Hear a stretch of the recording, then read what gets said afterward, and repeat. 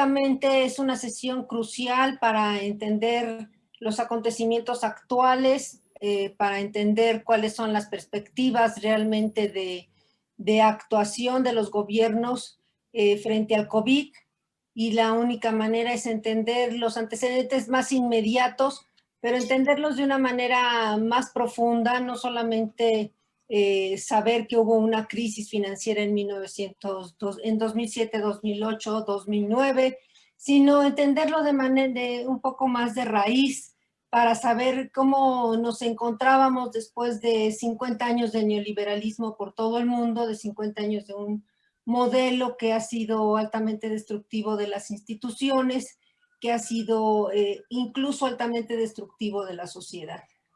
Y esto lo decimos porque en realidad gran parte de las soluciones que pueda hoy tener la situación en la que nos encontramos son justamente soluciones que vienen desde la sociedad, que van más allá de la economía y que tienen que ver justamente con las capacidades de organización social, con las capacidades de presencia, pues, de todos los individuos de la sociedad, y especialmente de la solidaridad y de la cooperación que pueda empezarse a desarrollar a partir de este problema que es, en definitiva, global. Entonces, para todo eso, pues lo que vamos a hacer es pedirle a la doctora Alicia Girón que haga la sesión prácticamente con todo lo que es el contenido mismo de lo que ha sido esa famosa crisis financiera que antecede a la situación actual. Gracias, doctora Girón. Entonces le damos la palabra para que les pido, por favor, que vayan poniendo sus preguntas en el chat. Sí, muy bien. Bueno, buenas tardes a todos quienes están en este curso. Esta es la séptima plática que estamos dando y todavía nos resta una que es dentro de 8 días, pero sí vamos a iniciar compartiendo la pantalla. La siguiente, por favor.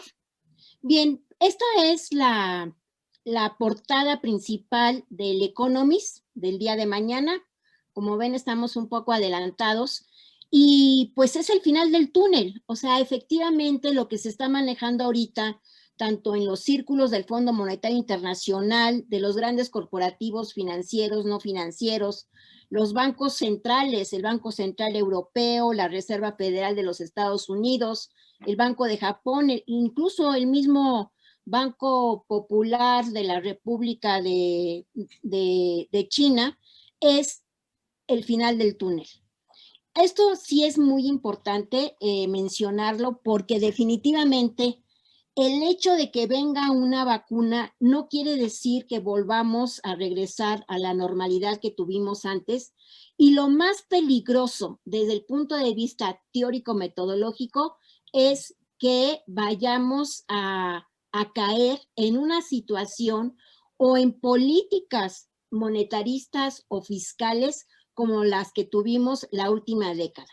En la siguiente, lo que vamos a ver, en la siguiente, nos planteamos pues varias preguntas y que son las siguientes. En primer lugar, tenemos que entender muy bien cuáles son los antecedentes de la gran crisis financiera internacional. Me refiero a la gran crisis financiera internacional como la crisis del 2007-2008. Hay que verlo así, como una gran crisis, pero una gran crisis que definitivamente se va desenvolviendo a lo largo de 10 años y que estamos ante la Gran Depresión. Una gran depresión a nivel mundial, donde difícilmente se cree que es la pandemia la que nos está llevando, pero no es así. Nos hacemos otra pregunta. ¿Se pueden ver las causas del desenvolvimiento de una gran depresión internacional? Pues yo voy a decir que sí, pero ahorita se los vamos a explicar. La siguiente es cómo nos encontró la crisis del COVID-19. ¿Cuál es el panorama del Producto Interno Bruto en los últimos años? ¿Y cuál es el panorama para el 2021-2025? ¿Cómo estamos enfrentando la crisis?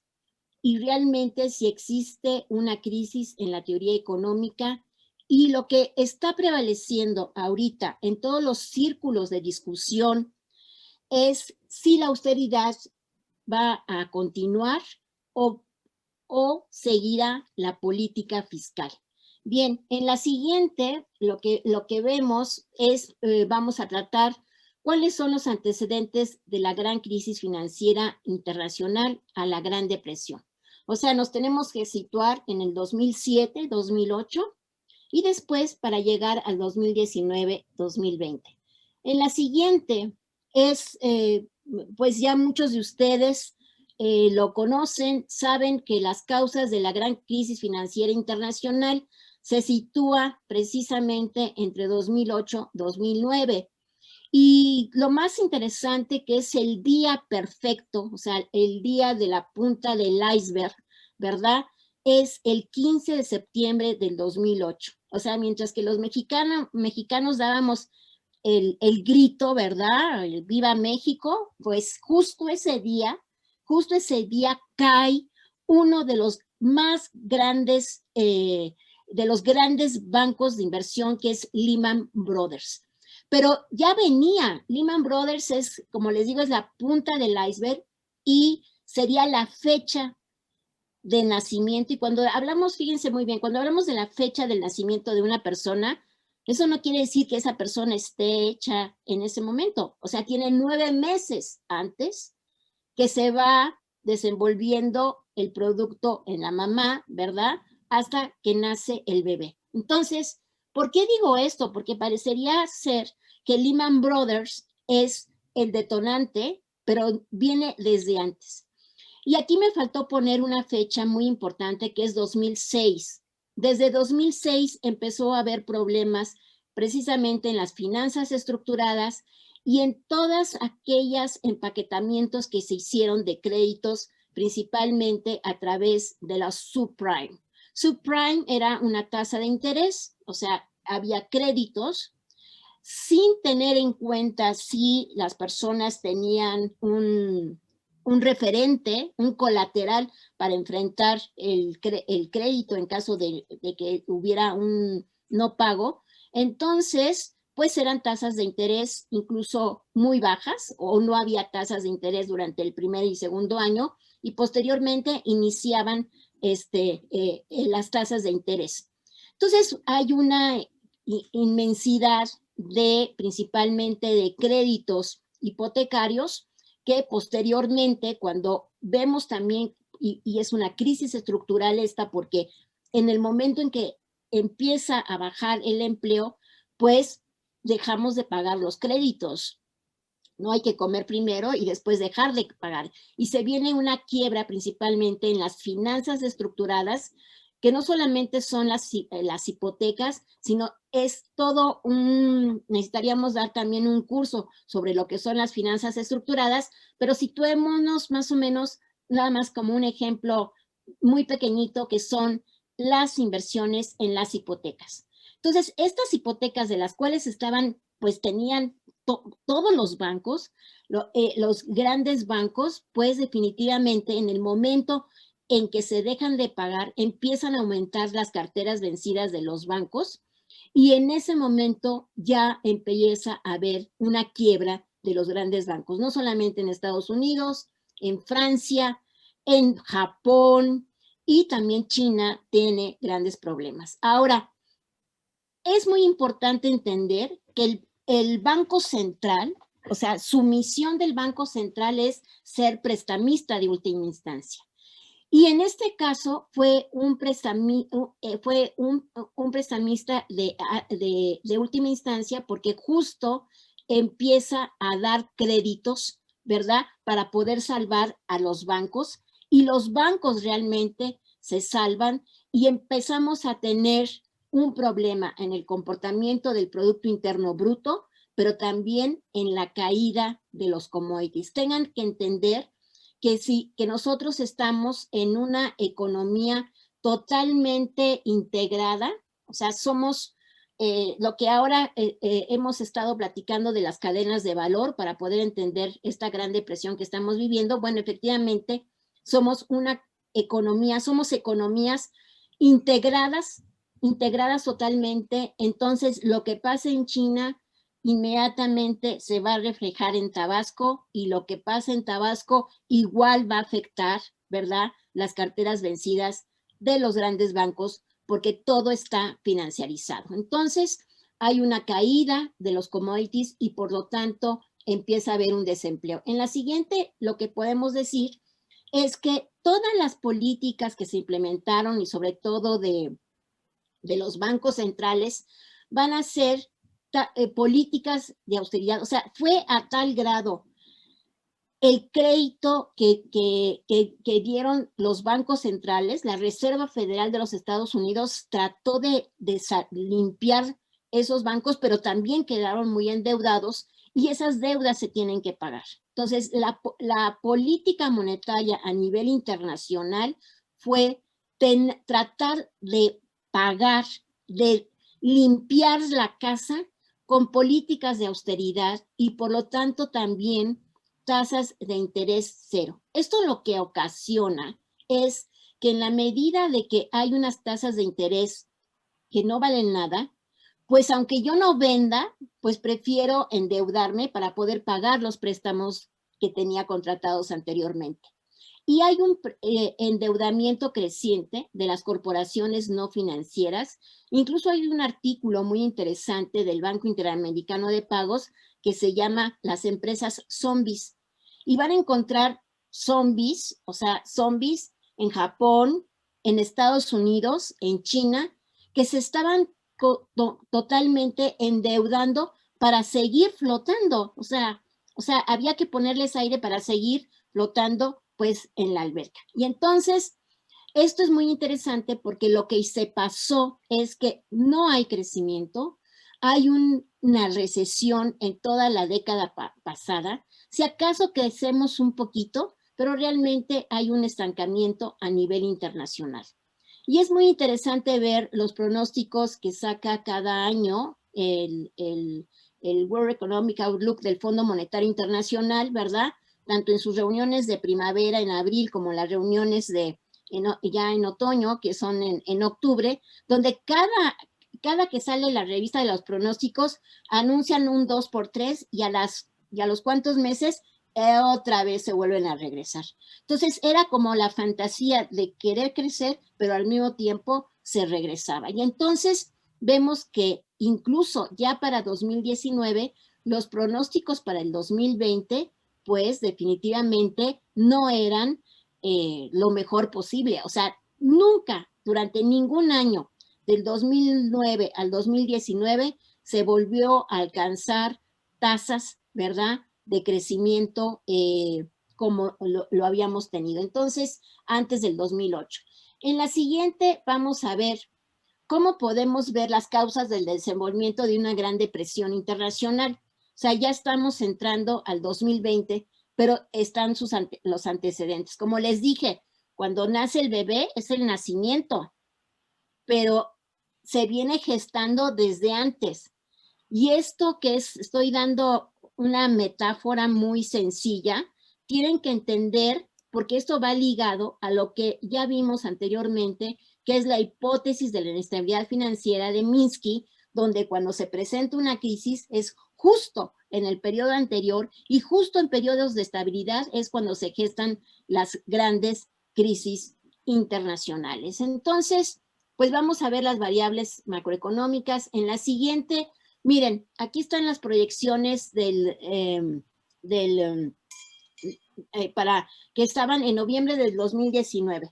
Me voy a poner los lentes para acercarme un poquito más porque esto son las proyecciones, o sea, un mes antes de que se inicie el 2020. Ven, o sea, a nivel mundial es 2.9 y la proyección para el 2020 es 2.9 con una flechita hacia abajo y posiblemente en el 2021 un 3% del PIB. Y así nos vamos. Y entonces los Estados Unidos, fíjense que está por abajo del promedio mundial en 2.3, con una fantasía de crecer al 2% en el 2020 y seguir igual en el 2021. Veamos Argentina, que es lo que nos queda más cerca. Argentina, la proyección, el crecimiento en 2019 fue del -3%, una proyección un poquito mejor, de -1.7%. Brasil 0.8, creció en el 2019 y se suponía que iba a crecer 1.7. China, que ha estado en 6.2. China después del 2007-2008 pasó de 2 dígitos a tener solamente un dígito de crecimiento. Y México, pues tenía, 2019 fue un año malo, de 0.2, y se supone que iba un poquito a pasar a 1.2. Y así tenemos los diferentes países. Estas son, por supuesto, estos pronósticos son de la OECD. Ustedes saben que es el club de los más ricos, con algunos países emergentes como México, ¿verdad? Y que bueno, pues ahí estamos. En la siguiente es el manejo de la tasa de interés.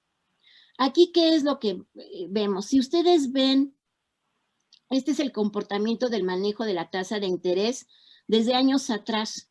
Fíjense cómo la tasa de interés pues también está ligado pues a las supuestas burbujas que se tienen en diferentes periodos, pero en 1980 es muy importante, y esto ya lo comentamos, me parece que hace 15 días, cuando se sube la tasa de interés. Quien la sube es Baker, que fue asesor de Obama y que incluso se hizo la reforma financiera Baker para poder salvar a los bancos y limpiar las carteras. Él decide subir las tasas de interés para atraer capitales a los Estados Unidos, y esto fue lo que de alguna manera, ya lo comentamos, pero lo digo nuevamente, México tenía préstamos contratados, un precio del petróleo bueno. ¿Qué es lo que pasa? Y como lo dijo Silva Herzog en su ocasión, es que México tuvo una crisis de caja. Pues sí, suben las tasas de interés, bajan nuestras divisas y no podemos pagar. Bien, entonces fíjense cómo ya para 2010, si nos vamos a la década de 2010, pues han sido muy volátiles las tasas de interés. Incluso están por abajo toda la década. Si se fijan bien, 2010, 2020, son tasas de interés bajísimas, y casi 2018, 2019 suben las tasas. Incluso el mismo Trump, una de sus, de por qué no fue reelegida Janet, fue precisamente la presidenta de la Reserva Federal de los Estados Unidos, fue porque no quería bajar las tasas de interés. O sea, la tasa de interés es sumamente importante, y como dice Keynes, es el gallo en el gallinero, en la versión en inglés, y en la versión en español es la batuta de la orquesta. Entonces ya con eso les dije todo. Bueno, bien, en la siguiente viene un cuadro muy importante para que ustedes vean cómo está la tasa de interés en esta década. Aquí tenemos desde 2011 y es el porcentaje en relación con el año anterior. Había una en el 2011, con respecto al año anterior, fue de -42, un bajón terrible de 2.78. Si nos vamos al promedio, que es la primera columna, vamos viendo cómo se van jugando esas tasas de interés, y fíjense cómo, o sea, ya en el 2019 la tasa de interés fue de 2.14, y si nos vamos a la columna, el cambio de 2018 a 2019, que es cuando entra Trump, y es la caída de las tasas de interés para que se contraten más créditos, pues lo que hace es que haya un cambio de -28.62. Como les dije anteriormente, el crédito muy barato sirve de alguna manera para también flotar aquellas empresas que a final de cuentas hay un problema de estructura. O sea, la empresa tiene que vender, es la única manera de valorizar su capital y poder pagar los intereses de los préstamos que adquirió. Si no hay consumo, pues la empresa no vende y por lo tanto no puede pagar. Y la empresa puede seguir funcionando, pero siempre y cuando siga contratando crédito para pagar deudas anteriores, y allí entramos en lo que Minsky menciona como financiamiento Ponzi, ¿no? Y ustedes ya saben quién es Ponzi, y los que no sepan, busquen en el Wikipedia quién es Ponzi y el papel que tuvo en la crisis del 2029. Bien, en la siguiente vamos a tener algo que también me parece fundamental. Estos son unos datos que hicimos hace 2 días, un poco preparando el PowerPoint. Y lo más interesante de esto es cómo están subiendo los indicadores. O sea, ¿cómo podemos explicar estos indicadores financieros como es el Dow Jones, que llega hace 2 días a 29,000 pesos, perdón, 29,000 puntos, y cómo se está desenvolviendo, ¿verdad?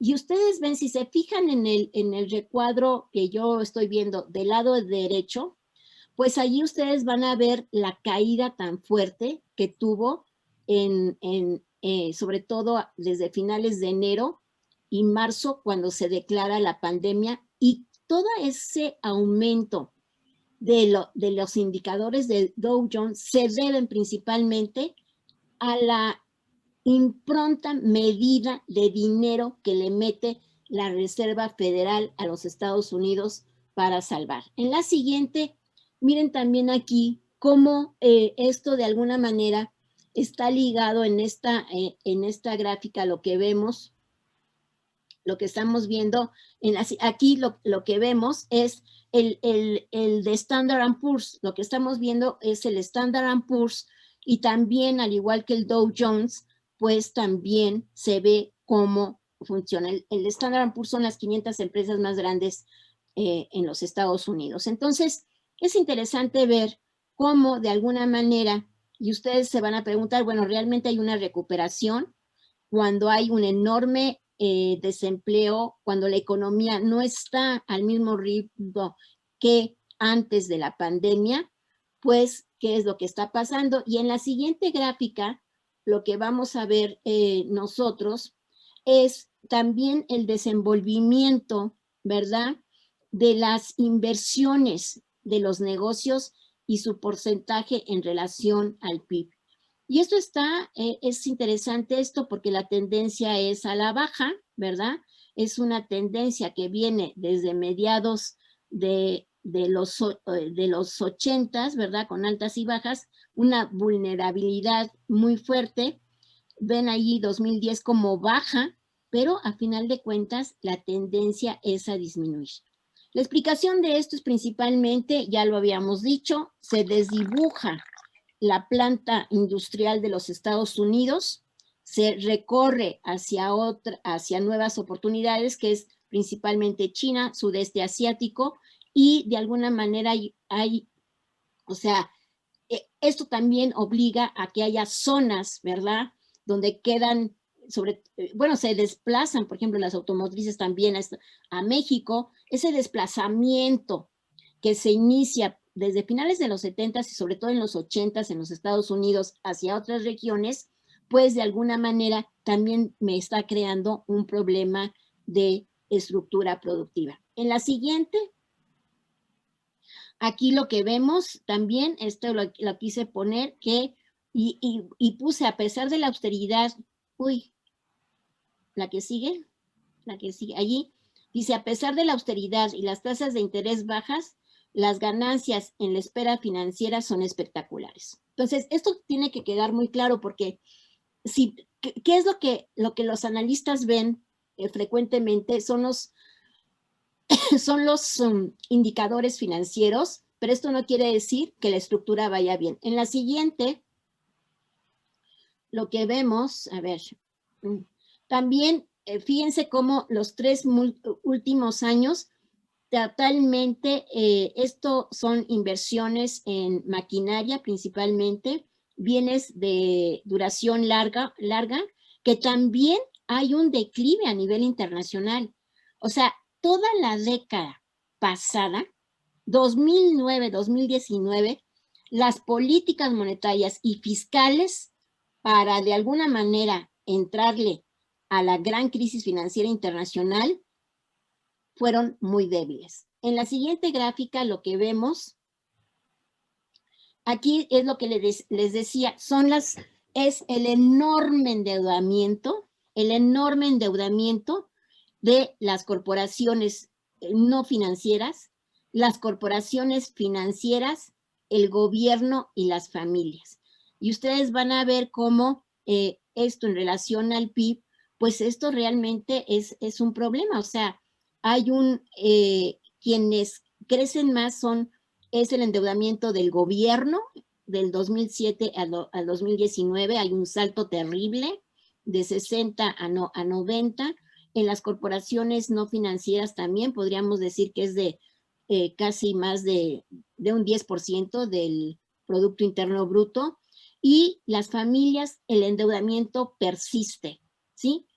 En el sector financiero, no tanto. Y esto es porque dicen muchos, y lo dice Carmen Reinhardt, los dicen muchos de los aparentemente especialistas en cuestiones financieras, que no hay una crisis de bancos, es una crisis muy diferente a la del 2008-2009. Bien, en la siguiente, ¿qué es lo que vamos a ver? La pregunta es, bueno, ¿cuál es el panorama del PIB en los últimos años? Pues vamos a ver la siguiente. Miren, hicimos una gráfica que va desde el inicio del siglo y lo que más me interesa que vean es, la línea roja me representa China, la línea café hasta mero arriba es los países emergentes, que es principalmente China y la India, y después la moradita los países latinoamericanos. Pues sí, si ustedes se dan cuenta, y bueno, Argentina pues está estable, no sé si estable. Ustedes, si alguno de ustedes ha tenido un pariente cercano, papá, mamá, algún familiar, cuando está muy grave, entra a terapia intensiva y el doctor les dice, es que está estable. Bueno, ¿cómo? No, sí, está estable. Entonces, el que la economía está estable, quiere decir que está en estado de coma. Esa es la estabilidad, esa es la llamada estabilidad. Está en estado de coma. ¿Y cuándo va a mejorar? Y el doctor, ¿qué les va a decir? No, bueno, igual puede ser mañana que mejore. No sabemos. Puede ser en 10 años, 15 años, y puede estar el paciente en coma. Y hay infinidad de familias que mantienen al paciente en coma porque siempre hay una esperanza de mejorar. Pero la esperanza de mejorar en los países está en función de las políticas públicas y de la política monetaria y de la política fiscal. Y ustedes van a ver cómo China sigue, crece y crece y crece y crece. Y los países emergentes, pero ahí se incluye a China y la India, pues ya para el 2019 hay una tendencia hacia la baja. China no la tiene, ¿no? Y por ahí Estados Unidos, que es el azulito, pues también crece, pero también viene a la baja, ¿no? La Unión Europea, pues por abajo de Estados Unidos y por abajo de China, con una, o sea, los puntos es muchísima la brecha. Y pasemos después al siguiente. Vamos a ver el desenvolvimiento del Producto Interno Bruto. Aquí lo que vemos es que también ha mejorado muchísimo la situación de China, ¿no? Y en los países emergentes, aquí quizás en los países emergentes no deberíamos de tomar ni China ni la India, porque es lo que hace que se dispare mucho aparentemente, porque bueno, ustedes saben que Argentina, México y Brasil somos países emergentes. Ya nos cambiaron, ya nos mejoraron. O sea, ya no nos dicen países subdesarrollados ni países del tercer mundo. Ahora somos emergentes. No sé de dónde somos emergentes, pero bueno. Yo pasaría de allí a una parte que quien leyó a Chesney dice lo siguiente. En la siguiente lámina dice Chesney, la crisis de la economía mundial empieza antes de la pandemia y muchos parámetros han cambiado en comparación con el periodo de crisis del 2007 y 2008. Bien, pues vayamos a la siguiente. Bien, pues ¿cómo nos encontró la crisis del COVID? Bueno, definitivamente que hay una, en la gran recesión, y esto es un poco relacionado con lo que dice Chesney, dice, la gran recesión no ha reducido la sobreacumulación del capital productivo, fábricas de acera, industria automotriz, o sea, siguieron creciendo pero hay un problema del consumo, y él de alguna manera también trabaja la tendencia de la baja de la tasa de ganancia, ¿verdad? Pero esto también lo menciona como la necesidad que tuvo el capitalismo por haberse financiarizado cada vez más. Entonces, esto es muy importante, lo que dice Chesney, es un poco, viene a reforzar lo que estuvimos comentando en estas diapositivas que acabamos de pasar, pero allí dice, pero en 2020 China ya no está en condiciones de hacer lo mismo, y vamos a ver. En la siguiente, en la siguiente, dice, el otro es, que es muy importante, o sea, cuando se hace y esto tiene que ver con las cadenas globales de valor, en el documento de la UNCTAD menciona en el último informe cómo, o sea, lo que yo les decía al principio, las cadenas de valor es muy importante hacer un estudio más profundo de las cadenas de valor, porque todos los procesos de apertura, todos los procesos de globalización, donde el mercado externo era el que nos iba a dar mayor empleo y mayor riqueza y mejores beneficios a la sociedad, lo que hizo fue efectivamente crear una integración en todos los sectores. Entonces, por ejemplo, un coche que aparentemente se produce en México, pues resulta que las llantas vienen de Brasil, ¿no? O el cofre, el aparato que es como es súper automático y todo muy pituco, como dicen en el Perú, bueno, pues entonces ese viene de Alemania. Entonces o si se les descompone el coche, pues hay que pedir la pieza a España, ¿no? Porque allá está la fábrica del SEAT. Entonces, así es como, ¿verdad?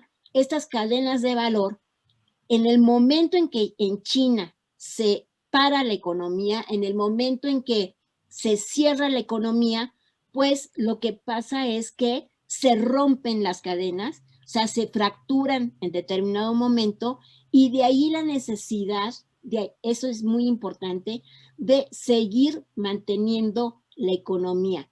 Y entonces, por eso es, ¿verdad?, que ¿qué es lo más importante?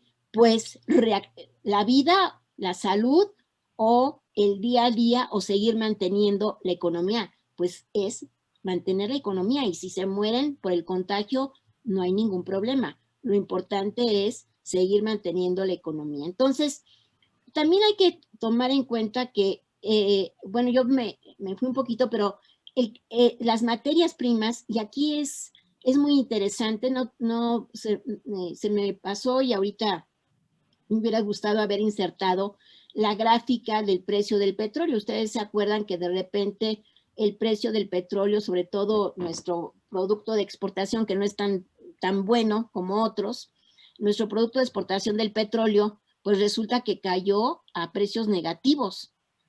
O sea, el futuro del precio del petróleo cayó porque efectivamente en una economía parada, pues ¿para qué necesitan? Si todos están en su casa y hay unos poquitos que andan afuera, pues no necesitan la gasolina, no, la economía está parada. Entonces eso hizo que se cayera el precio del petróleo en el mercado de futuros, y automáticamente hubo incluso un acuerdo entre Arabia Saudita y Rusia.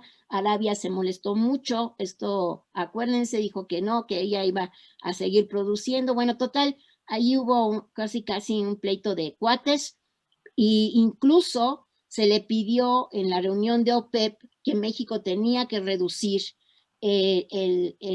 la producción de petróleo, y nuestro país dijo que definitivamente eso no lo podía hacer, y Estados Unidos, la persona Trump, decidió que él iba a ayudar a México, o sea, quizás reduciendo más su producción para poder mantener el precio del petróleo. Bueno, estos son cuestiones que hay que entenderlas desde lo que pasa en la estructura económica y cómo también se resuelven desde el punto de vista político. Entonces, lo que vemos es que hay un aumento, y está hasta mero abajo, el endeudamiento mundial alcanzará este año 257,000.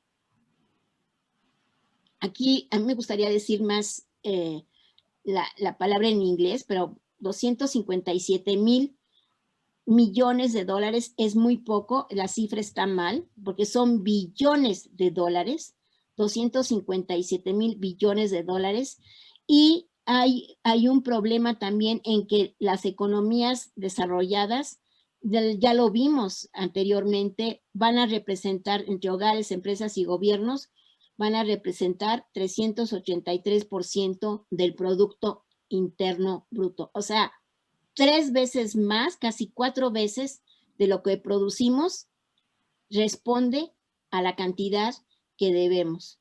Y en las economías emergentes, pues la deuda es de 168% en relación al PIB, es una cantidad terrible.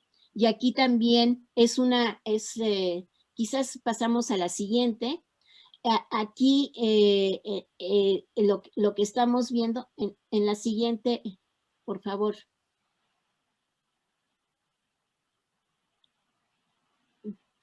Y aquí a mí me gustaría decir lo que se está ahorita cocinando en el grupo del G20.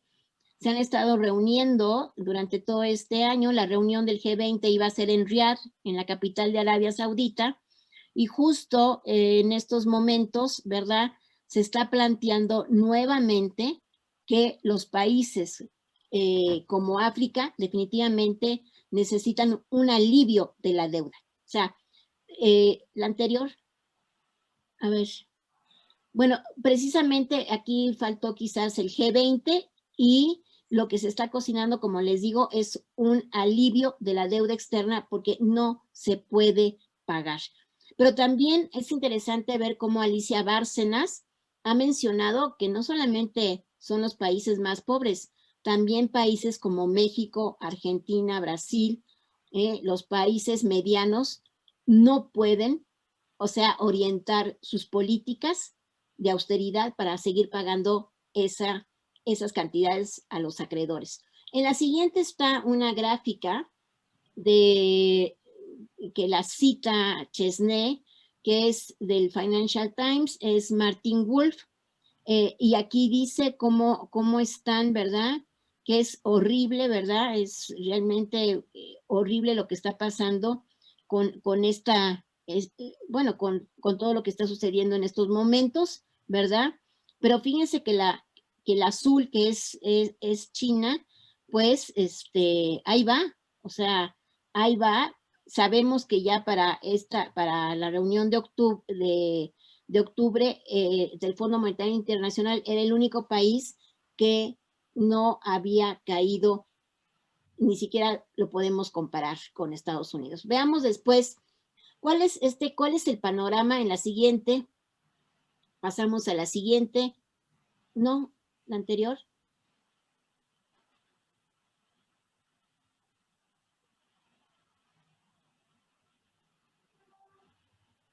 Aquí. Aquí, la anterior.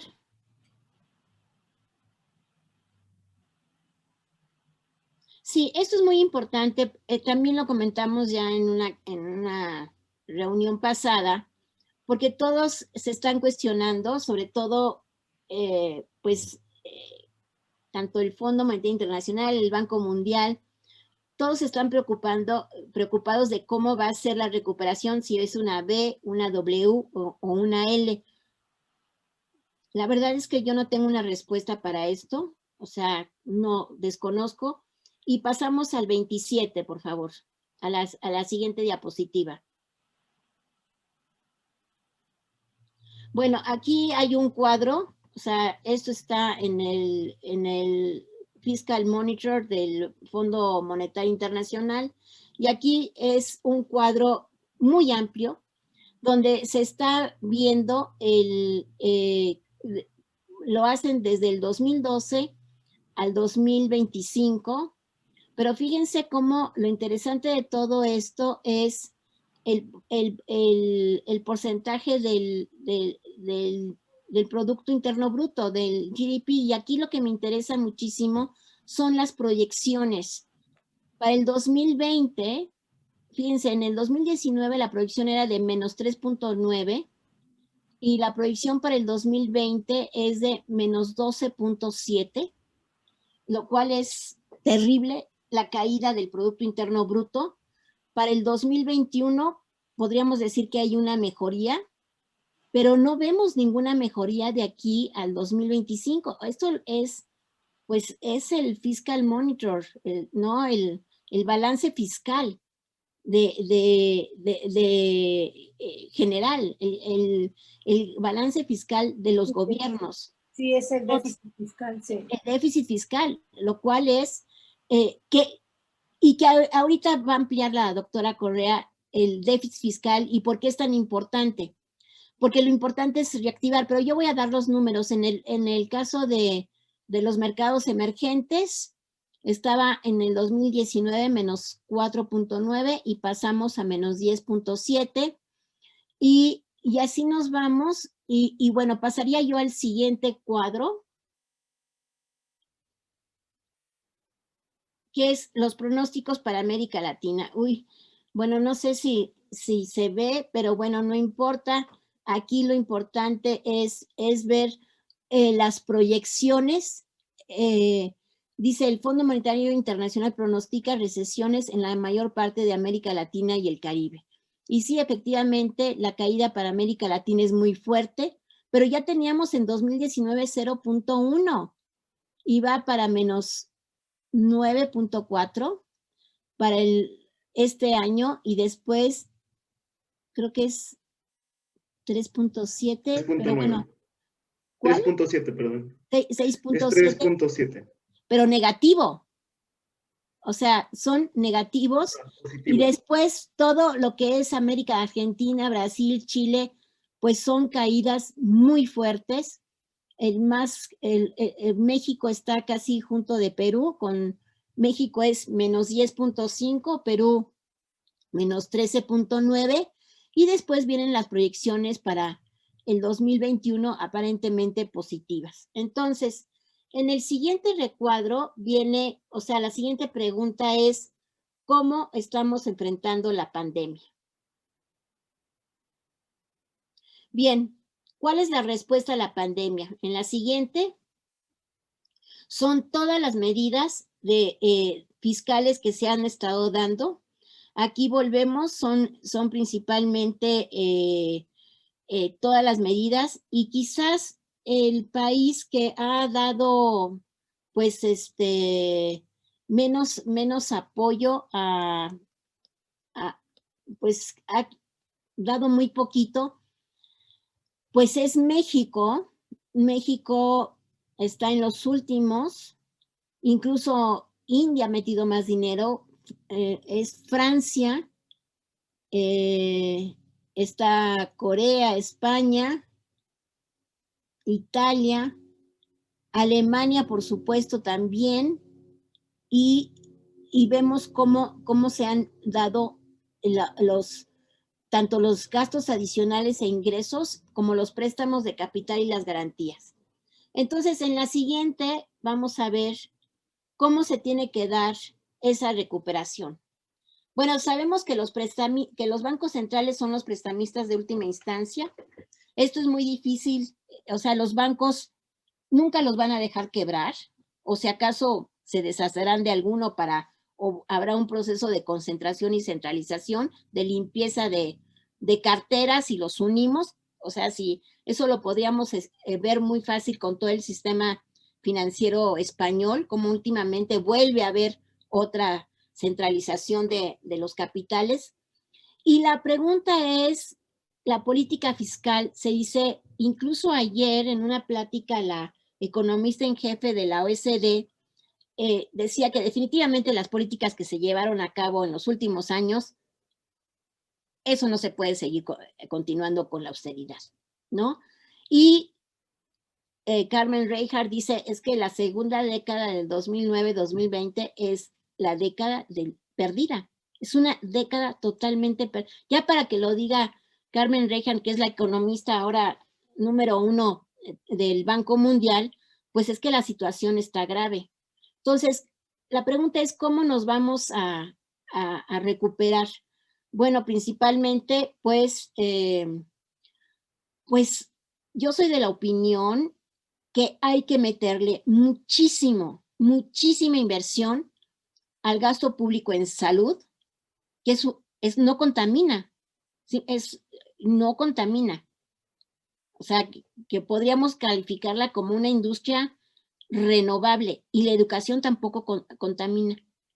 Entonces, y lo otro es la infraestructura, como es el acceso al agua. El acceso al agua tampoco contamina.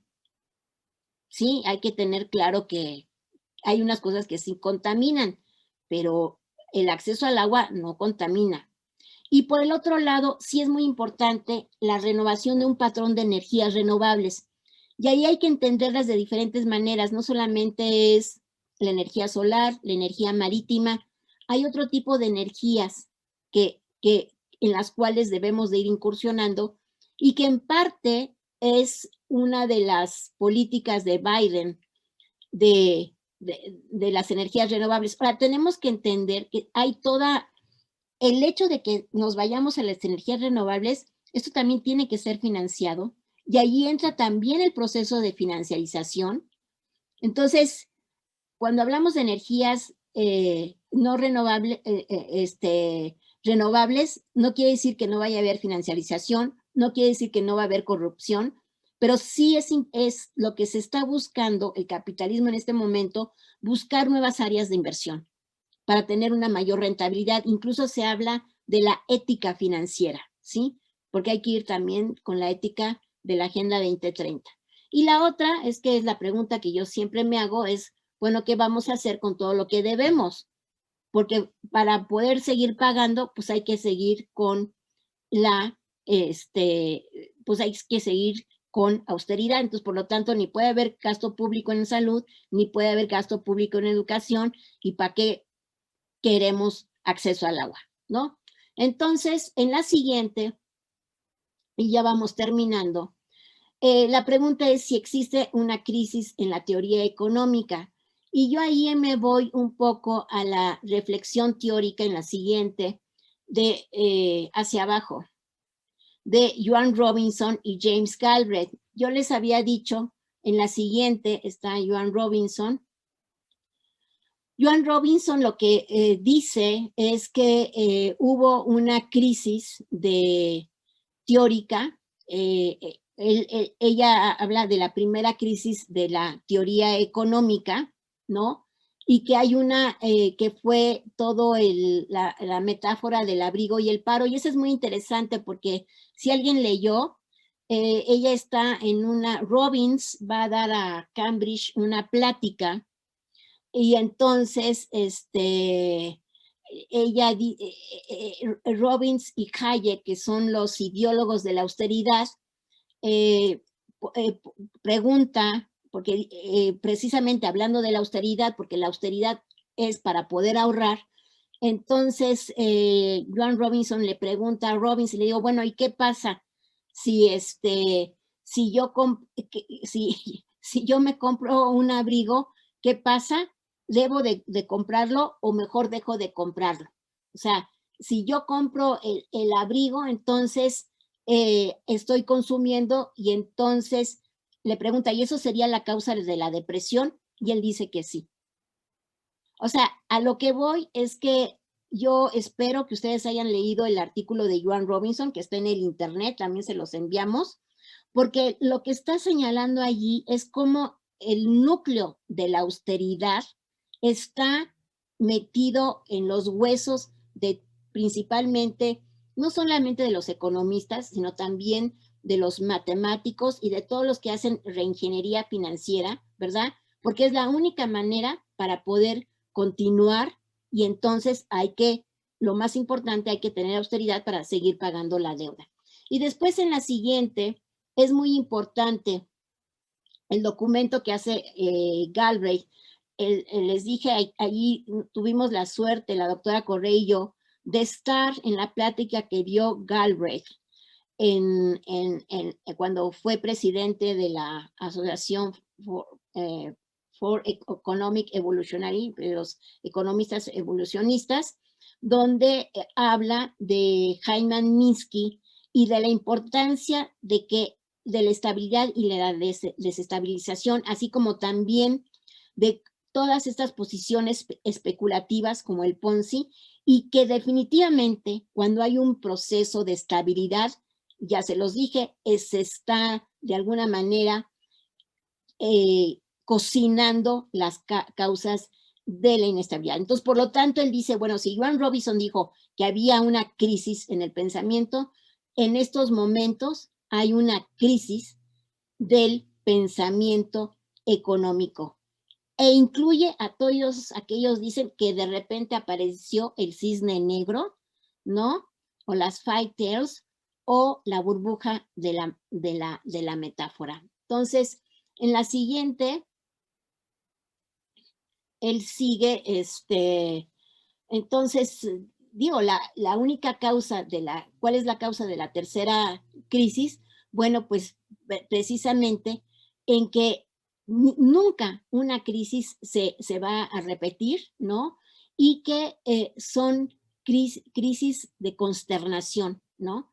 Entonces, así como Joan habla de la primera y de la segunda crisis, él está hablando de la tercera crisis. Y ya estamos terminando. En la siguiente, él dice, y allí dice en el artículo de Ola Financiera, pues que definitivamente el Estado debe de estar comprometido con mayores recursos, ¿verdad? Y que esta posición de un déficit cero definitivamente no nos lleva a nada. Estar luchando que los gobiernos neoliberales, no neoliberales, de derecha, de izquierda, de en medio, de lo que quieran, cuando hablan del déficit cero, lo que deberían de hacerse es, ahora sí que usar el tapabocas, porque definitivamente no entienden que el déficit es la forma en que se dispara la inversión y por lo tanto se dispara la inversión, pero también, ¿verdad? Dispara el empleo y por tanto el consumo. Entonces, en la siguiente nos hacemos la pregunta, bueno, ¿va a ser necesario una la política fiscal va a prevalecer? Pues realmente es el problema de la austeridad. Yo creo que uno de los problemas más graves en estos momentos es la paradoja de la austeridad, ¿no? Los estados, mientras que se desmantelan ellos mismos, están obligados a evolucionar hacia una dictadura oculta que depende del control orwelliano del pueblo. Lo que únicamente importa para los gobernantes estatales es proporcionar a la clase capitalista, de la que son la voz, lo que prometen: ganar el poder. Con el tiempo, el poder político se convirtió en una gran inversión para todos aquellos que esperan disfrutar del boletín de la austeridad. Bien, entonces, aquí tenemos varias láminas, un poco la teoría acumulativa de la austeridad, ¿verdad? Y allí van las fases, ¿no? Pero siempre la austeridad, y yo siempre he dicho que la austeridad es una austeridad cristiana. Los cristianos, y lo digo como un acto de fe, ¿verdad? La austeridad lo que lleva es aceptar la pobreza, aceptar que el consumo es malo, es un pecado, y si comes un poquito de más, pues es un pecado capital, ¿no? Hay hasta 7 pecados capitales, entonces allí pues, corta el cuello, ¿no? Y entonces la austeridad realmente va en contra del consumo, en contra del empleo, en contra del gasto público. Y bien, en la siguiente, allí yo con esto terminaría, ¿no? Y regresaría principalmente a la imagen del Financial Times que está al principio, No sé si puedas regresar, Daniel, a la tercera diapositiva, que es, empecé por esta porque quiero terminar precisamente con la portada del Economist, que sale mañana, ¿verdad?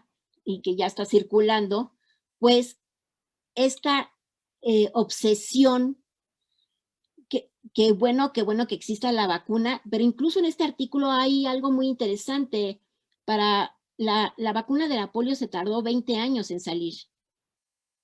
Entonces, esto es un negocio de las grandes empresas transnacionales, es un discurso político totalmente de los gobiernos, porque lo que les interesa es reactivar la economía, reactivar los intereses del proceso de financiarización, en vez de crear nuevas alternativas, porque definitivamente la vacuna, y lo vamos a ver, creo que también ya en México veía la noticia, creo que ya llegaron no sé cuántas cajas de vacunas, no sé si de Pfizer o si de la rusa o la china, no sé, también en Argentina llegaron, en Brasil llegaron y creo que pararon, porque no, creo que todavía, no sé, creo que no la iban a aplicar.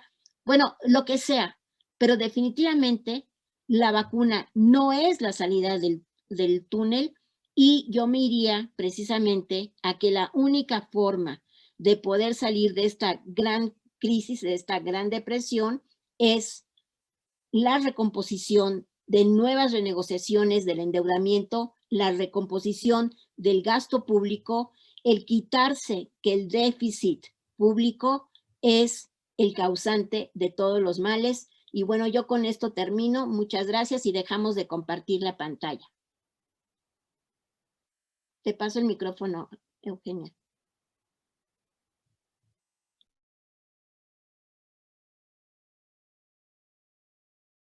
Muchísimas gracias, doctora Girón, por esta excelente explicación. Creo que va a ser mucho más fácil en el contexto de toda su exposición contestar algunas de las preguntas que estoy viendo que están llegando.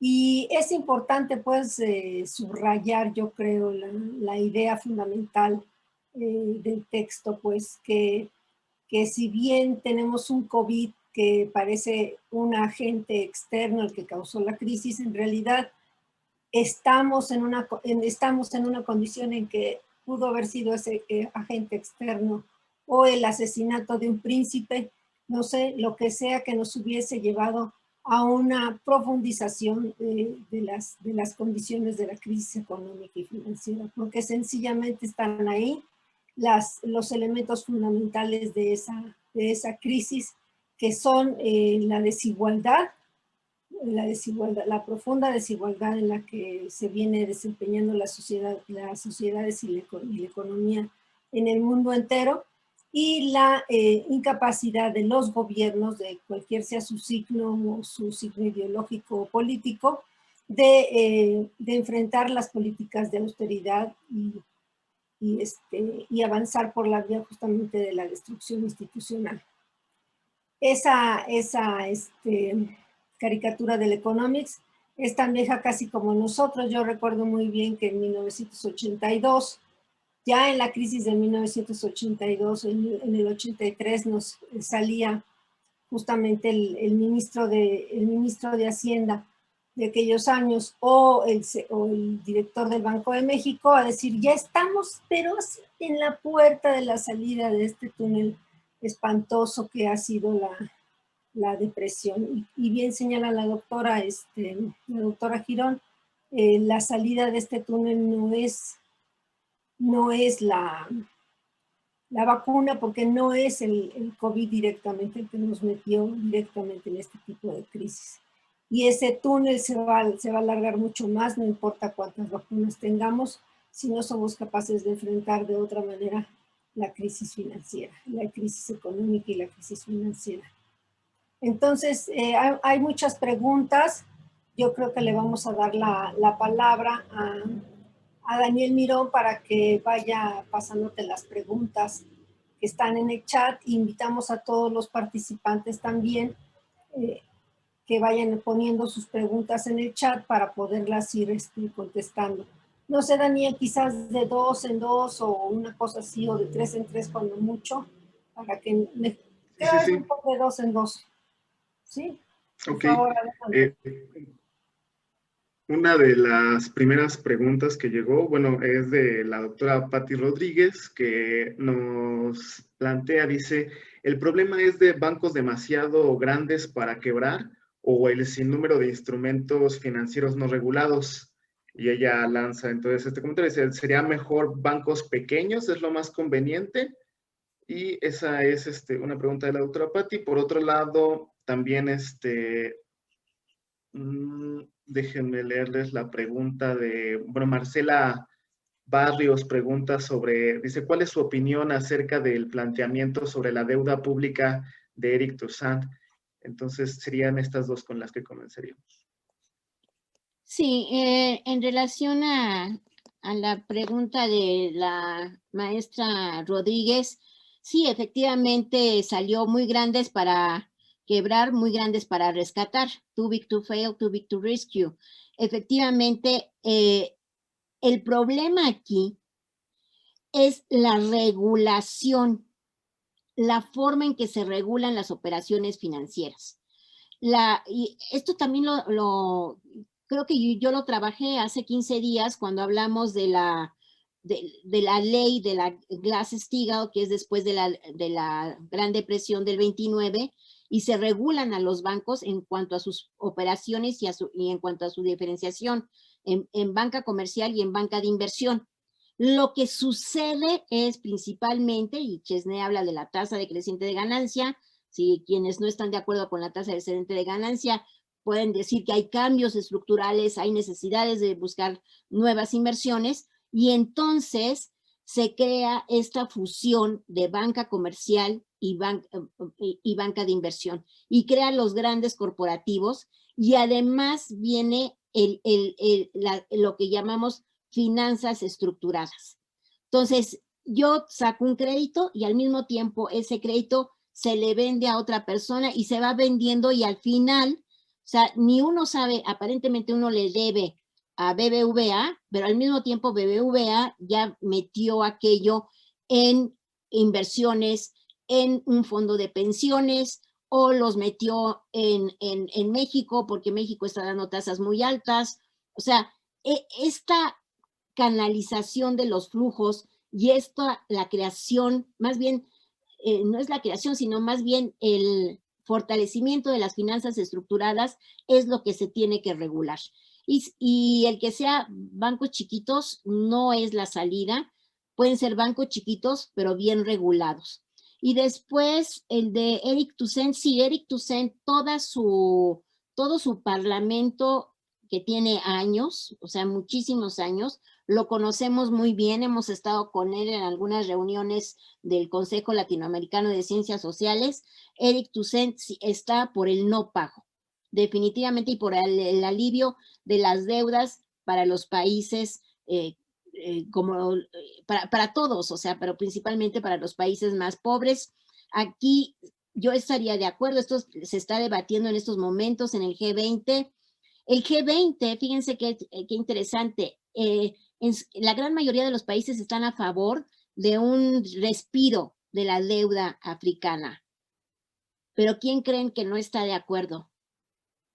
China, porque China inundó de créditos a todos los gobiernos democráticos, dictadores, lo que sea, si tienen derechos humanos o no tienen derechos humanos, a China no le importó.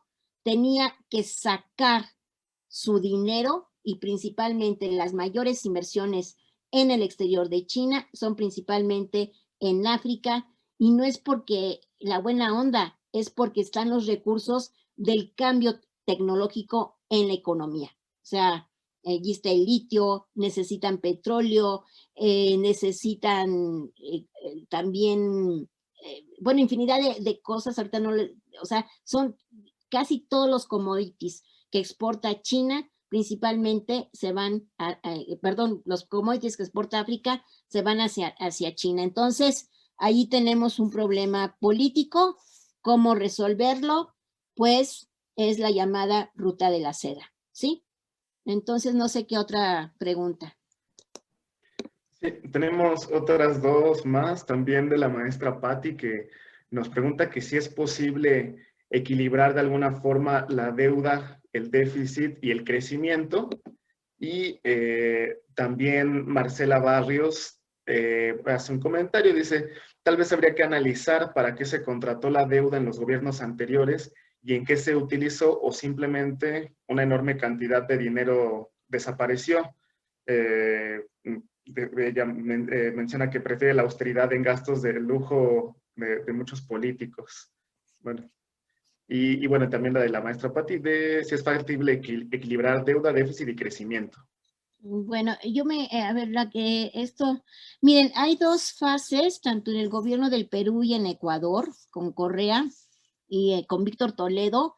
O sea, las deudas, eran tan grandes las deudas que cuando llegaron estos presidentes, lo que hicieron fue una auditoría de los préstamos adquiridos por gobiernos anteriores. Y esto fue muy interesante porque definitivamente aquellos créditos que se contrataron y no fueron para un buen uso, tú no tienes por qué pagarlos. ¿Por qué? Porque no hubo ni siquiera, entró el dinero y a dónde se fue, salió tal cual. O sea, no hay una inversión. De allí, esto tiene que ver también con las estructuras de las deudas. Por ejemplo, cuando nosotros hicimos el estudio de la deuda externa, sobre todo del Banco Mundial y del Banco Interamericano de Desarrollo durante los 60s, eran préstamos etiquetados para infraestructura, para principalmente hidroeléctricas, acceso al agua, termoeléctricas, aeropuertos. Cambia y efectivamente los créditos, y esto ya lo comenté aquí, hay un crédito de 4,000 millones de dólares que entró entre 80 y 82 antes de la crisis. Fíjense, uno fue para Comisión Federal de Electricidad y fue para pagar sueldos y salarios. Y la otra, Pemex, era el que salía al mercado, como era una empresa petrolera con precios altos y podía pagar las deudas, contrataban esas deudas y se iban a otro lado. O sea, no para mejorar la infraestructura de petróleos mexicanos, ni para mejorar la Comisión Federal de Electricidad. Entonces, hay que ver que las deudas, si van canalizadas a proyectos específicos y se rehacen esos proyectos y tienen un impacto social, es una deuda adquirida. Allí no tenemos por qué estar en contra, porque a final de cuentas va para el desarrollo del país y el beneficio de la sociedad. Pero créditos que entraron y nunca se supo a dónde se fueron, o sea, aquí depende del gobierno. Es como ahorita lo de Argentina. A Macri le dieron 50,000 millones de dólares, pero ¿qué le hicieron a ese dinero? Y ahora lo tienen que pagar. Aquí yo creo que, pues sí, a Fernández y al ministro de Hacienda y al del Banco Central se les fue, porque ellos debieron de haber hecho una auditoría y decir, nosotros vamos a pagar esto. Pero no vamos a pagar aquellos dólares que quién sabe a dónde fueron. Ahora, esto es parte también de la estructura de deuda que tiene cada país, ¿sí? Pero yo creo que, digo, si yo estoy contratando con un fondo y aparentemente me lo va a dar muy barato y después no supe a dónde se fue, pues esa deuda no tiene por qué pagarse. O sea, yo estoy de acuerdo con que hay deudas, hay que hacer un análisis de las deudas, unas se pagan y otras no se pagan. Y había otra que de los artículos de lujo, no me acuerdo. O sea, sí, es que menciona, es de Marcela Barrios. Lo mismo que si habría la necesidad de analizar en qué se contrata la deuda, que si esta o simplemente el dinero desapareció y que prefieren hacer gastos en artículos de lujo. Pero también nos está llegando una pregunta de Franco desde Bolivia, que dice, bueno, durante la actual crisis que se profundizó con el COVID-19, en el caso de Bolivia se incrementó de manera importante la deuda interna con el Banco Central. El actual gobierno de Arce indica que se debe ser responsable con la deuda, lo cual indica austeridad. La pregunta es, ¿en esta época de crisis los bancos centrales pueden condonar deuda en moneda nacional? ¿Esto es para que la deuda no sea un obstáculo al déficit? Yo creo Esa que es la pregunta de Fran. aquí hay un problema de qué entendemos por déficit. Yo lo dejaría para el final y aquí yo creo que si ya no hay otra, yo creo que lo del déficit lo puede trabajar muy bien la doctora Correa, pero nosotros estamos a favor del déficit. ¿Eh? O sea, el déficit, a ver, tienen que entender, ¿quién crea el dinero? Vamos a empezar ahí. Ava Lerner dice, el dinero es una criatura del Estado. No es ni de la Santísima Trinidad ni de nadie más, ni cae desde el helicóptero.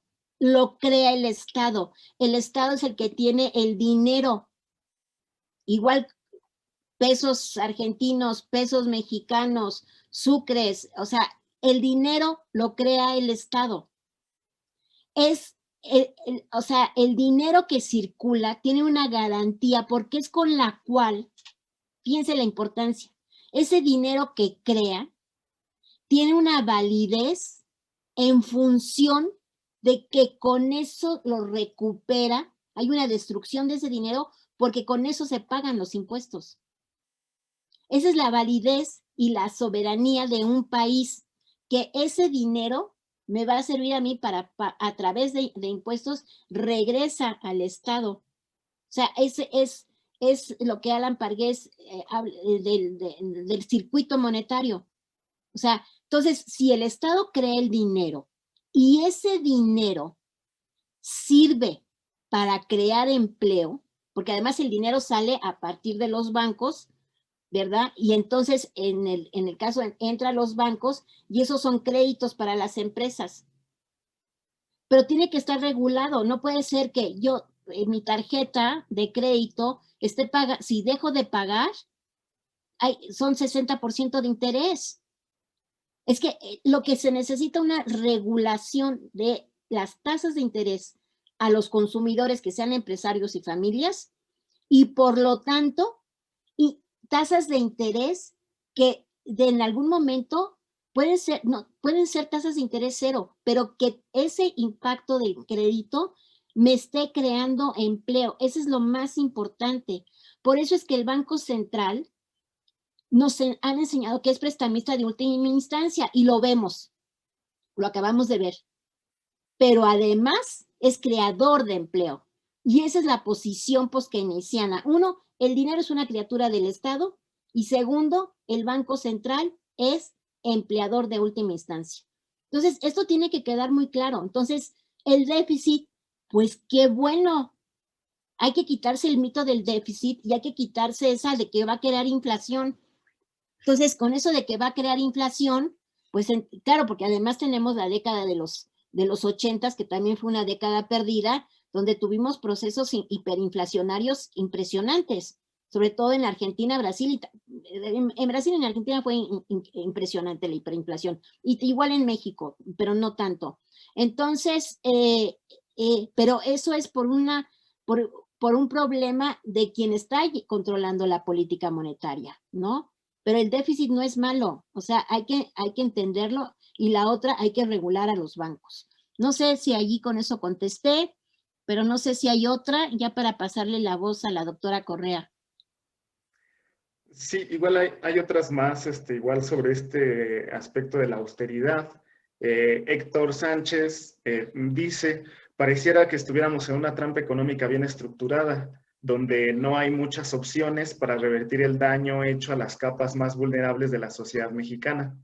En ese contexto, ¿cómo modificar la ideología sobre la austeridad en estratos sociales bajos, donde esa es la regla y el acceso al crédito es limitado? Lamentablemente, al igual que la educación, él menciona. Y por otra parte, también Fernando Robledo dice, ¿cree que la alternativa para el desarrollo sería un enfoque de economía nacionalista centrada en la producción de mercancías para reconstituir las cadenas de producción y distribución del país? ¿Qué hacer con los saldos de la globalización y la estructura que se montó en el país? Y ya para terminar, igual la doctora Violeta Rodríguez menciona que la política aplicada en México de redistribuir el gasto público para favorecer el gasto de inversión, bueno, pregunta, ¿no es preferible a la política de aumentar el gasto a través de la expansión de la deuda? Si la redistribución del gasto público se combina con iniciativas privadas para dar continuidad a la producción, ¿sería suficiente para aligerar los efectos de la crisis? Esas serían las 3 últimas preguntas.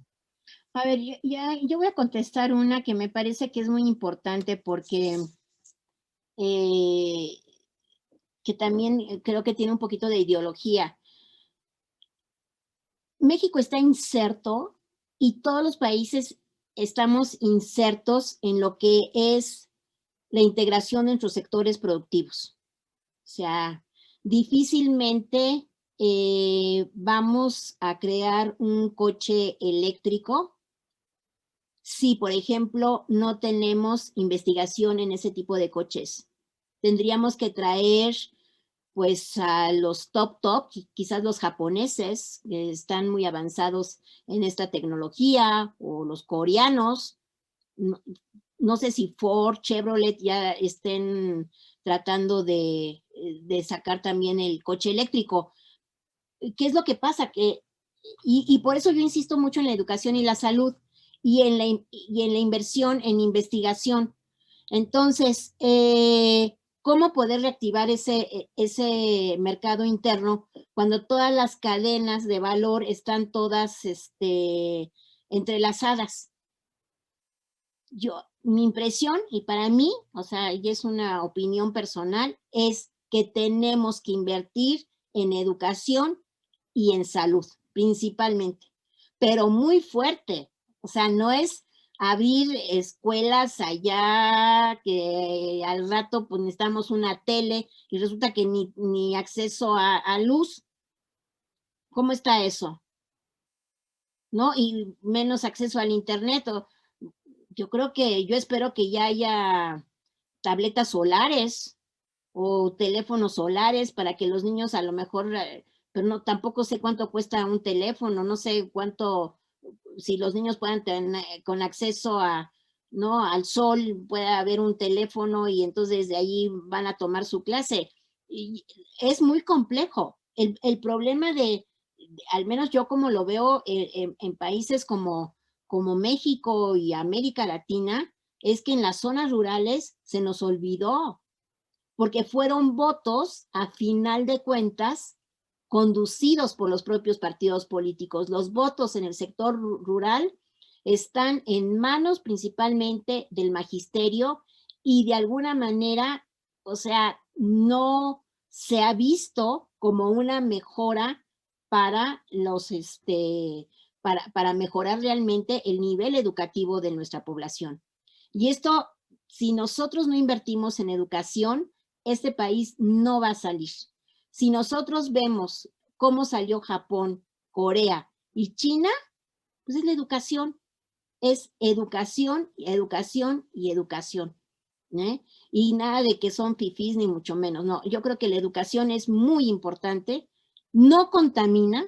Yo les aseguro que las escuelas no contaminan para nada, pero tenemos que tener la infraestructura, acceso al agua y acceso a luz, a energía. Entonces, sí es muy importante. Y la otra, la salud. El centro de salud es muy importante y tampoco contamina.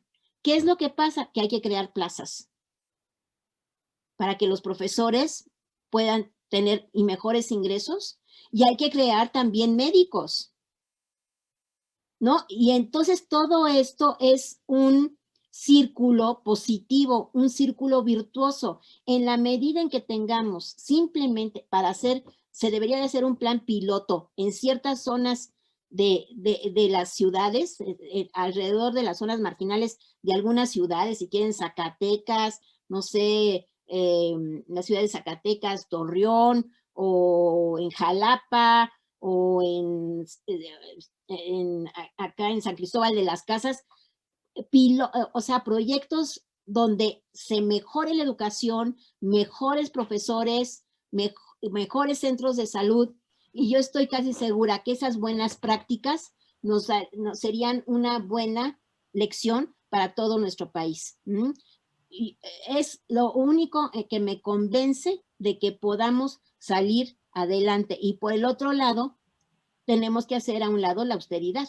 no hay de otra. Yo aquí le dejaría, hay cosas muy interesantes. Esto pues, o sea, encerrarnos nuevamente y decir, no, ya fuera la globalización, pues si realmente las cadenas productivas tardamos más de 30 años, pues ahora vamos a tratar 40 años en salirnos de ellas. Yo creo que eso quedó en algunas, o sea, ahí están, pero hay que ser productivos en otros sectores. Y yo con esto terminaría. Hay muchas preguntas muy interesantes y bien, pues no se le daría la palabra a la doctora Correa para, sobre todo, que se centre en el déficit, que es su fuerte. Pues ha sido muy claro, creo, toda esta parte de la séptima sesión que hemos podido observar con mucha nitidez, que no se trata pues de una crisis temporal que viene de corto plazo con el COVID en marzo o en febrero de este año, sino que en realidad estamos enfrentando una crisis que viene de más tiempo atrás, que tiene otro conjunto de determinantes en la organización financiera, económica y social de nuestras sociedades, y que además se trata justamente de una crisis global porque las sociedades, porque el mundo económico se ha globalizado. Empezó por las finanzas, con las finanzas estructuradas, por supuesto, como dice la doctora Girón, pero ha llegado a muchas otras áreas. No ha llegado a otras áreas fundamentales, por ejemplo, la movilidad de las personas, la movilidad de la fuerza de trabajo ni de las personas de ninguna de las maneras posibles. Seguimos teniendo barreras de movilidad muy importantes, al punto en que, bueno, el gran plan de Trump que se frustró fue lo de su muro, aunque están ahí fragmentos del muro muy importantes. De todas maneras, es un ejemplo muy claro del momento específico en que se encuentra todo este proceso, en que las grandes economías, aquellas que tienen la fuerza económica o política, se están replanteando esa relación, esa inserción internacional, se están replanteando su rol en la globalización.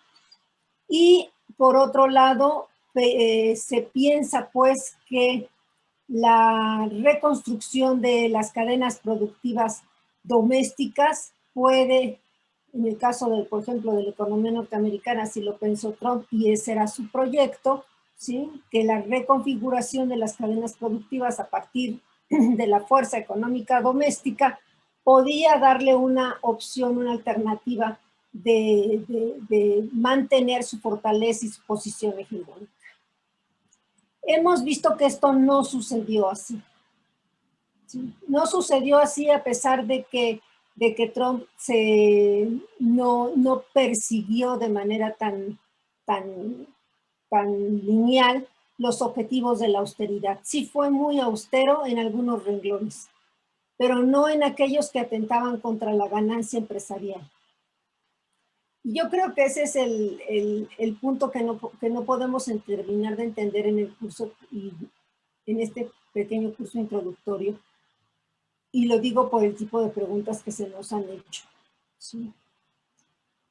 El déficit público en moneda nacional es el único que permite el financiamiento de la ganancia empresarial en moneda nacional. Volvemos. Si no hay déficit, los empresarios nacionales para obtener una ganancia se tienen que comer entre ellos mismos, arruinando a los pequeños y medianos, arruinando incluso a los grandes, o sencillamente exportando sus excedentes para realizar su ganancia en el extranjero. Por supuesto, esto no significa aumentar la tributación, porque la tributación solamente es viable después del gasto público. Entonces, cuando el Fondo Monetario Internacional y cuando el Consenso de Washington la primera propuesta que nos hacen es de equilibrar las finanzas públicas, los que nos están diciendo el subyacente, vamos a decir, de ese lenguaje, el equilibrio de las finanzas públicas es anula la ganancia empresarial en tu espacio económico, ahí donde tienes soberanía monetaria, ahí donde rige el peso, y en las actividades donde hay peso, ahí no va a haber ganancia empresarial. Entonces, y véanlo bien, desde entonces todos aquellos empresarios que pudieron exportar sus capitales, hacer negocios afuera, lo han hecho. Y les importa mucho más lograr la ganancia en dólares. Cuando viene Trump y se niega a seguir una política expansiva del crédito internacional y pretende justamente cerrar el espacio económico comercial de los Estados Unidos, se viene un problema grave de realización de la ganancia para otros espacios económicos. ¿Sí? Y la única manera de solventar esa posición es justamente con la expansión del euro, con la expansión del yuan. Y así lo hicieron. Ellos no tuvieron empacho en tratar de expandirse. Claro, el euro con un conjunto de problemas, porque se trata de una moneda supranacional que nace en medio de la austeridad y del compromiso del equilibrio presupuestario. Si el euro expande, tiene una política expansiva, fuertemente expansiva del crédito, con una política tributaria centralizada y con una política fiscal en expansión, sobre todo para aquellas zonas más deprimidas de la zona euro, el euro puede sobrevivir. Si no, no puede sobrevivir, y por lo tanto la ganancia empresarial europea tampoco puede sobrevivir. La única manera en que se puede sobrevivir los empresarios y su ganancia empresarial es porque haya déficit. Ahora sí ya estamos de acuerdo, ahora sí ya se entendió bien. Si no hay déficit, no hay ganancia. Ya no quiero decir ya ni siquiera empleo, inversión, producción, expansión de la inversión pública, bla, bla, bla, bla, bla, bla. No hay posibilidades de realización de la ganancia empresarial. Sí. Y al no haber realización de la ganancia empresarial, por lo tanto, se encogen los mercados y los empresarios buscan otras formas de crecer. Inmediatamente se restringe el empleo, inmediatamente no solamente se genera mucho desempleo, sino aquellos trabajadores que están ocupados pues tienen que trabajar 12 o 28 horas al día, las que sean necesarias, cubrir 3 o 4 turnos, etcétera, etcétera. Las familias tienen que trabajar 4 o 5 veces, los niños también tienen que entrar prácticamente a trabajar de niños. Hay que olvidarse de la educación. Sí, solamente aquellos que puedan pagar la educación tendrán servicios educativos de calidad, solamente aquellos que puedan pagar la salud tendrán servicios de calidad. Todo eso es parte de la última sesión justamente de este curso, pero la base misma de la última sesión es que se entienda que sin déficit no puede operar una economía. ¿Sí? Cada vez que los Estados Unidos, si revisen la estadística histórica, que Estados Unidos la tiene desde hace mucho, cada vez que Estados Unidos se ha propuesto tener las finanzas públicas en equilibrio, en primer lugar no lo ha logrado. Es puro discurso, es bla, bla, bla. Y cuando lo ha hecho, cayeron en una recesión profunda. Cada vez, y también lo pueden revisar en la prensa, lo pueden revisar en donde quieran, cada vez que un país cualquiera dice voy a recortar el gasto público para equilibrar las finanzas, inmediatamente las agencias calificadoras empiezan a ver cómo que va a bajar el crecimiento y tienen que recortar las calificaciones. Inmediatamente el Fondo Monetario Internacional empieza a recortar las estimaciones de crecimiento del producto cada vez que no hay gasto público. ¿Eso ustedes creen que es casualidad? ¿Sí? Entonces, eso no es casualidad. Eso no es casualidad. Los gobiernos juegan un papel muy importante. Y como decía la doctora Girón, un papel central es justamente el educativo. Y ese es justamente el que se pretende destrozar en la actual crisis. Y están todos los elementos planteados. ¿Sí? La famosa educación por internet, que va a ser muchísimo más barata, o sea, yo voy a poderles, bueno, si soy la privilegiada de ser contratada, ¿verdad? Seré también la privilegiada que voy a darle clase a un grupo de 700 personas, ¿por qué no? Da lo mismo, ¿sí? Hay todas las fórmulas necesarias para saber, como dice la doctora Girón, los algoritmos necesarios para saber quién se conectó, a qué hora se conectó, si estaba ahí, si no estaba ahí, etc.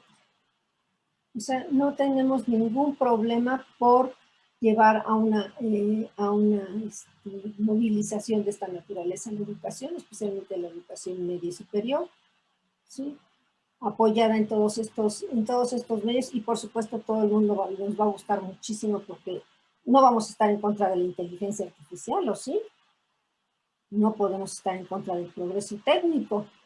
Sí, este progreso técnico que es tan progresivo, tan progresivo, que a lo mejor nos lleva a que nadie aprenda bien a leer y escribir, o no lo suficientemente bien. Entonces, yo creo que la doctora Girón puso los dedos sobre las is, y creo yo que tanto la doctora Girón como yo tenemos la enorme preocupación,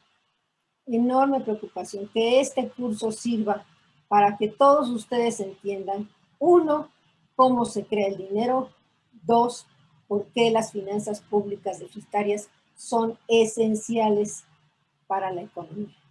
Yo creo que si esos dos puntos, si tuviéramos que hacer un examen para este curso introductorio, haríamos esas dos preguntas, y si ustedes las pueden contestar, creo que ha sido un gran éxito entonces el curso este curso introductorio que se está dando.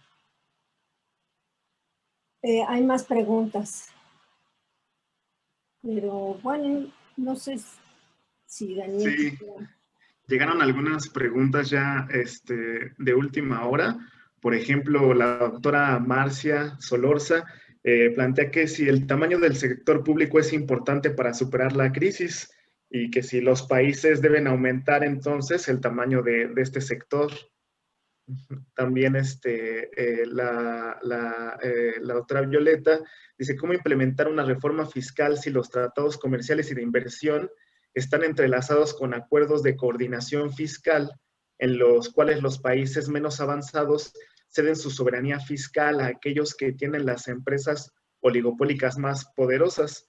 ¿Se requeriría un trabajo diplomático arduo? Son algunas de las que llegaron ahorita de última hora. Sí, bueno, yo contestaría esto de la doctora Solorza. Bueno, definitivamente yo no entiendo a quién se le metió en la cabeza que el sector público tiene que ser minimalista y anoréxico. Digo, no puede ser, eso no puede ser.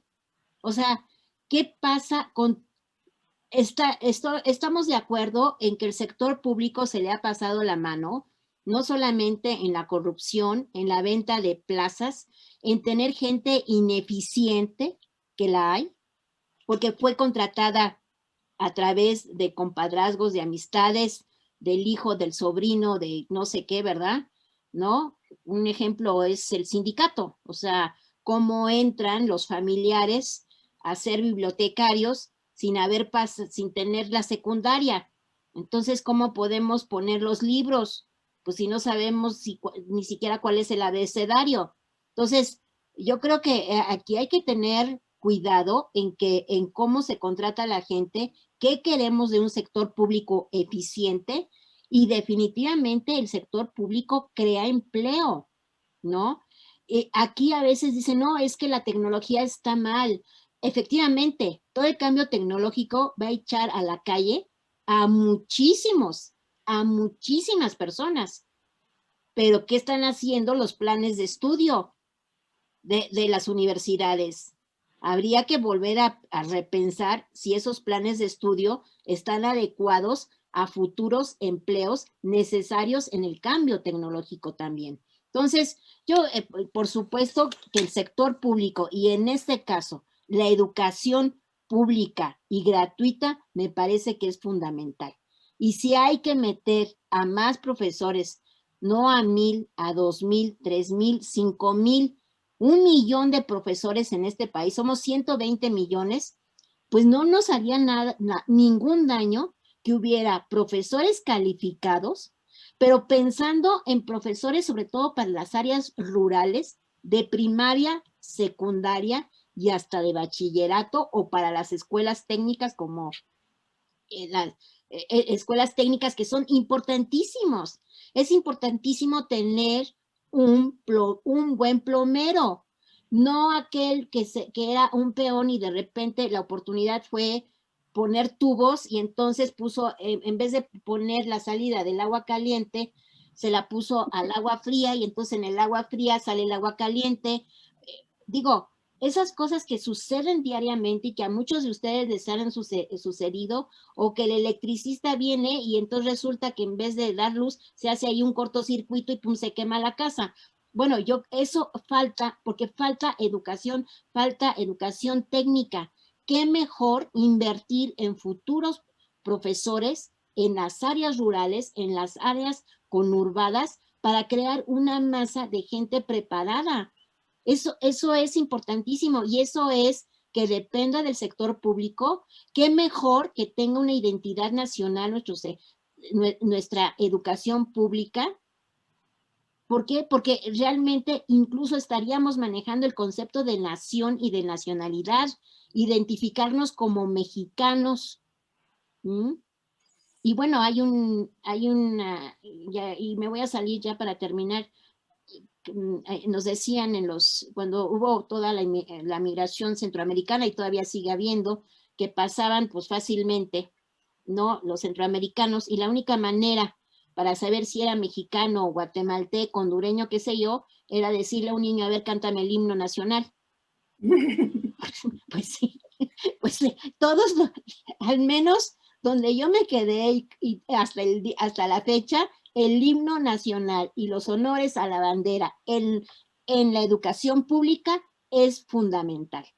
Es fundamental. Entonces, médicos, es que hay que hablar con las personas que están en el área rural, con las personas que les duele la cabeza o les duele la panza y al rato se murieron, ¿no? Pues el problema es que le dolía la panza porque ya el cáncer lo tenía bien avanzado y nadie le pudo decir nada, ¿no? Ni nadie pudo prevenir ese cáncer, sobre todo en el caso de las mujeres.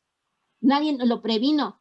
Bueno, que no hay dinero para poder engrosar más médicos que dependan de la Secretaría de la Salud, pero también que se vayan para allá.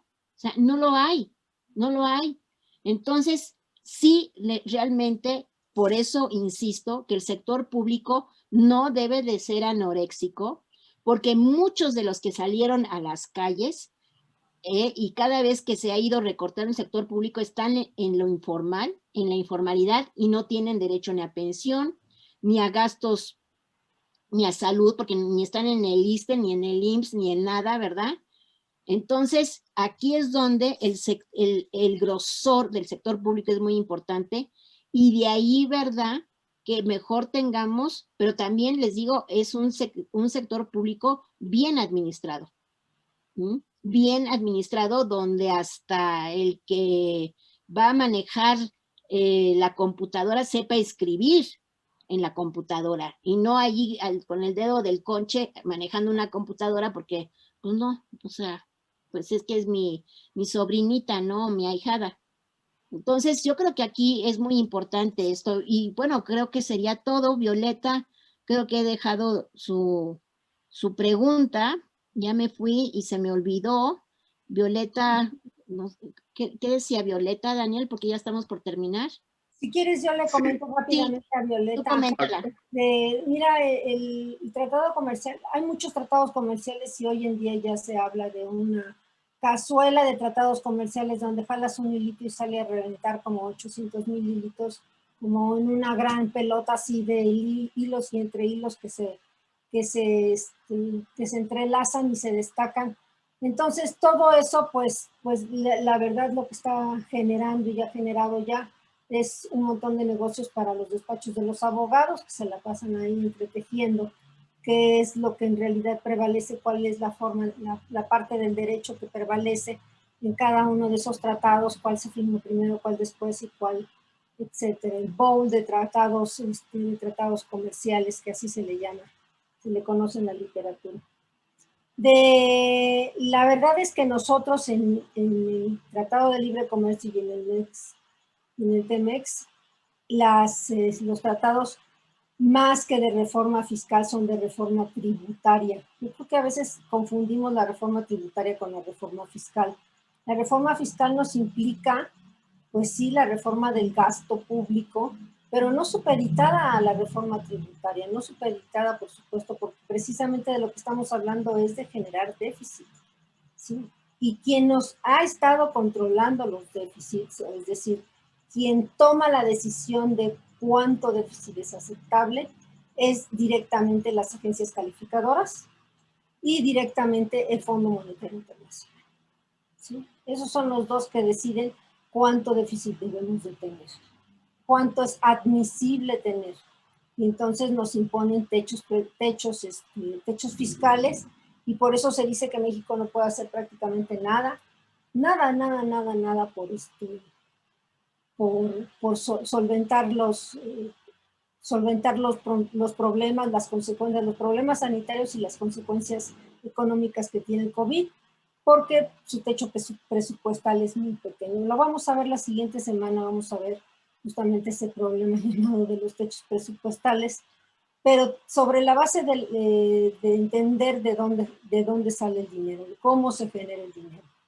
Ni siquiera los ecuatorianos, que son una economía dolarizada, tienen restricciones presupuestales como las que se ha autoimpuesto el gobierno actual. Y pueden considerarlo ustedes una crítica horrible y espantosísima al gobierno actual. Yo la centraría directamente en la Secretaría de Hacienda y directamente en el Banco Central. ¿Sí? Pero, entonces, no hay tal restricción presupuestal, restricción del gasto público en los tratados. Lo que hay, en todo caso, es la restricción que nos impone, que nos prohíbe prácticamente llevar a cabo políticas de control de capitales. Y esa sí es una restricción más o menos importante, porque cuando empiezas una política de expansión del gasto público, puedes llegar a tener presiones o algunas presiones importantes sobre la salida de capitales. Y puede ser que llegues a tener la necesidad también de regular, de regular las entradas y salidas de capitales. Y digo entradas porque también es cierto que las tasas de interés ahorita mismo son mucho más atractivas en México que en muchas otras partes del mundo y específicamente en los norteamericanos. Entonces, es muy probable que sí tengamos que recurrir a algún tipo de control de capitales, de administración, vamos a decir, de las entradas y salidas de capital. Y creo que puede hacerse, incluso el mismo tratado incluye la posibilidad de que se haga cuando haya condiciones de emergencia. Y pues qué mejor justificación que la emergencia que tenemos ahora. O sea, no encuentro que otro límite que otra situación de emergencia más grave que la que tenemos ahora podamos argumentar. Entonces, es posible hacerlo, es posible una política de expansión, presupuestal importante, una reforma fiscal que comprometa realmente al gobierno a gastar en aquellas actividades como ya lo señaló la doctora Girón. Es posible hacer todo eso. Yo no sé por qué pensamos, lo que tiene límites es el planeta.